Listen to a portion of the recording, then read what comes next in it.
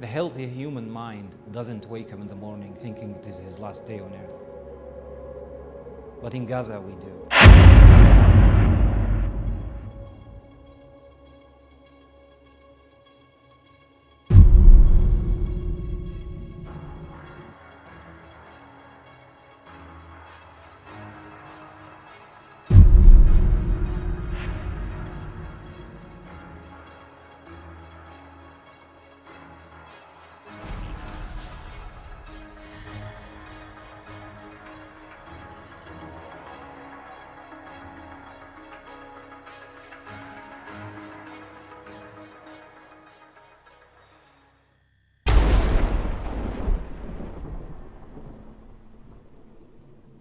Since when do you have problems in Gaza? Since 2006. If you are talking or discussing individual problems, my own problems. But there are 2 million people there who also have problems. Problems with traveling, problems with healthcare, problems with local authorities, occupation authorities. So we are talking about a very complicated issue in a very complicated place. How many times did you try to get out of Gaza? I tried like so many times, like since 2006 maybe. Yeah, 2006. I was trying, but you know, it's like the borders were closed all the time. Then 2008 war came, then 2012 war came in, and then the last war, 2014, which was the most devastating war. Throughout that period, yeah, I was trying to leave, but I just couldn't. Because we are talking about a siege, we are talking about people blocking Gaza so that no one can leave or no one can enter. So basically, I tried like maybe 13 times to leave Gaza.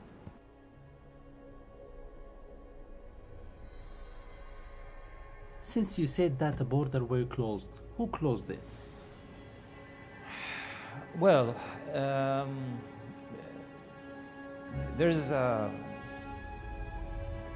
it's a little bit complicated to explain, but this is how I can put it to you. Are they Palestinians or come from another countries? Well, that's the problem. They are, part of it are Palestinians, and the other part we are talking about regional countries. So after 2007, Gazans have been facing this border problem. Egypt is part of the problem here. Israel is another part of the problem. The Palestinians who are ruling Gaza are part of the problem. You said that you tried to get out of Gaza for 13 times. So how did you get out of it? Yes.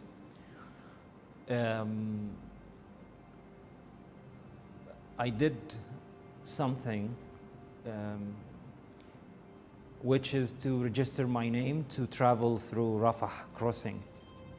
Now, because of the so many people who want to travel outside Gaza, those who are responsible on the borders, especially Rafah crossing, they tried to organize this whole operation by registering people who want to travel outside Gaza and give them serial numbers.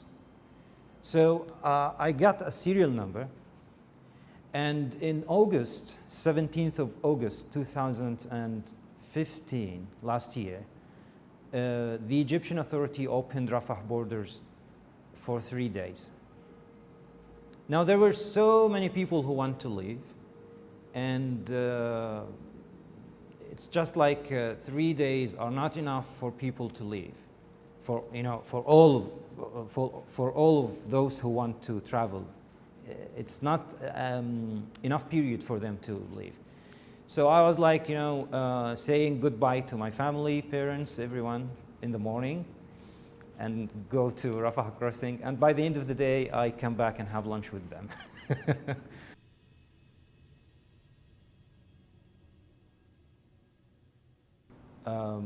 At the same time, or let me say 2 months before August, I registered to get an Israeli clearance. This clearance you get in case you want to go to the West Bank or through West Bank to Jordan. So there is a ministry there in Palestine. It is called Ministry of Civil Affairs. This ministry coordinates with the Israelis for people who want to get clearances. So through this ministry, I enlisted my name there so that I can get that clearance to leave through the West Bank to Jordan and then to come here to Cyprus. Now, the usual thing here is that the Israelis would conduct a security check, and they would check if this person is okay to leave or not. This whole operation usually takes 30 days. After 30 days, they will tell you yes or no. So I waited for 30 days, and no yes and no no. No one said anything. And every time I go to the Ministry of Civil Affairs to check with them, they tell me, well, you are not yet rejected, yet you are not yet accepted. Why? They didn't, they were not able to tell me why, because they don't have the answer. The Israelis have the answer. So I lost every hope that I'm going to leave through Erez. And then came the open, of Rafah border in August. And I tried for 3 days to leave, but eventually I didn't get any luck to leave. So I returned home. I stayed at home. And there's something that I did, which is I did not unpack my luggage. I just kept it away. I thought, let's keep it collecting dust.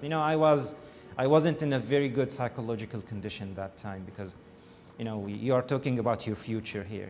You are unable to build your future just because some people around you are closing the borders in your face. It's like you are in prison. And yes, in Gaza, they are in prison. They are in prison. They are living inside a prison, but it's, as they say, it is the biggest open-air prison in the world. It's just, you can walk in the streets. It's a very big, very large prison, so you can walk in the streets, eat, drink, but you cannot leave it. So 2 weeks after the 20th of August, 2 weeks after that, I got a phone call from the Ministry of Civil Affairs. The clerk on the other line told me he was screaming. He was so happy, and he was screaming. But I did not know why he was screaming, So I was like, what's going on? Whom am I talking to? Who is speaking to me? I don't know him. So he said, I told you you are going to travel, didn't I? I told you you are going to travel. I said, okay, who is this? He said, I am Amin. And he was the clerk who was responsible on the files to be sent to the Israelis for people who want to get clearance. So he said, I told you you're going to travel, didn't I? You are traveling the day after tomorrow. And that was the, I think, 7th of September when I received that call. So he said, you are traveling the day after tomorrow. And, I was like, what the hell are you saying? Am I really traveling? Because at that time I was I lost every hope that I'm gonna leave. And that, I was like a dead man, but that phone call has revived me.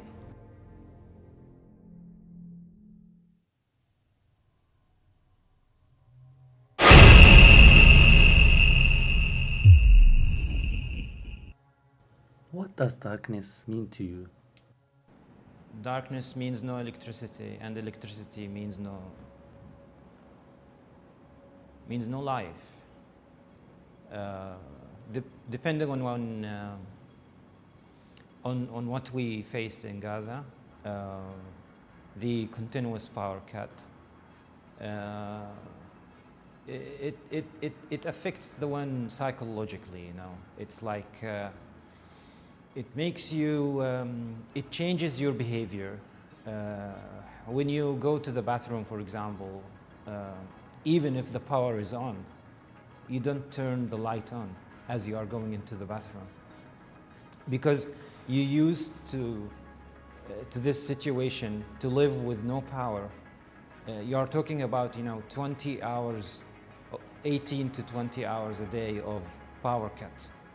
So this has made your life, something like you live with the situation. You just go. If you want to go to the bathroom, you don't turn the light on because you are thinking there's no power. Even if the power is on, you still don't turn on the light because you think that there's no power. So it is like a psychological effect. And once the power is on, we just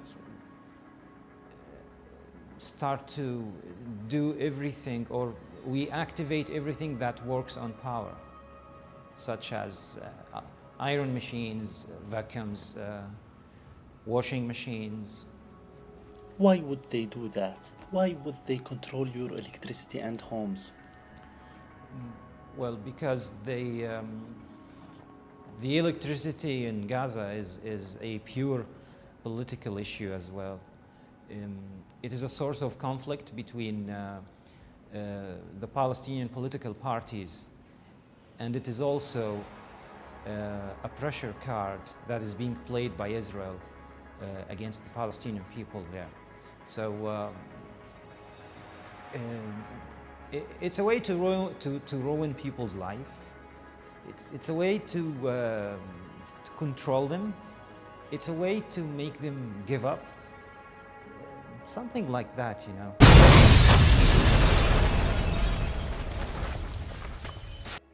During the 3 wars in Gaza, which one was the most destructive? Well, basically all of them were destructive, but the last one, the one that took place in 2014, was the most brutal war we have ever experienced in our lives. Talking about big number of casualties, talking about bombing of civilian homes, houses, talking about people became disabled because of their injuries. They lost their legs, arms.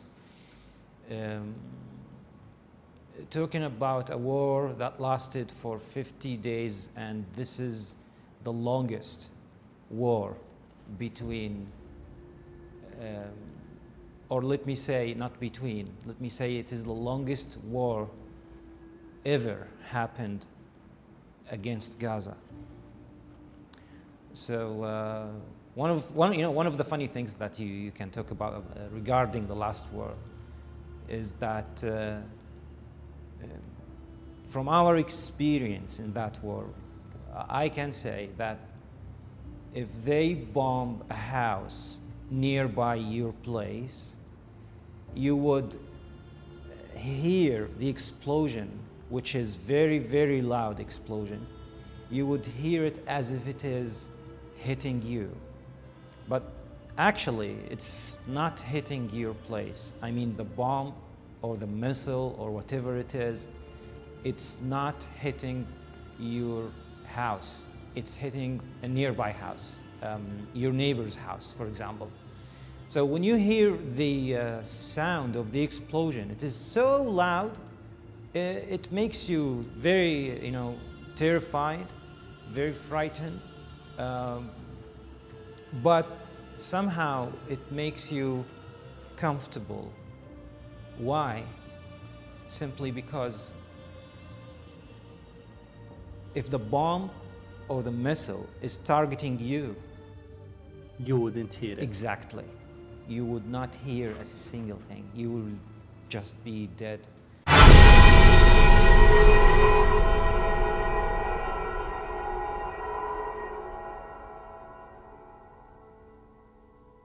Please tell me, how did you get out of Gaza? How did I get out of Gaza? Well, there's a huge and big story behind that.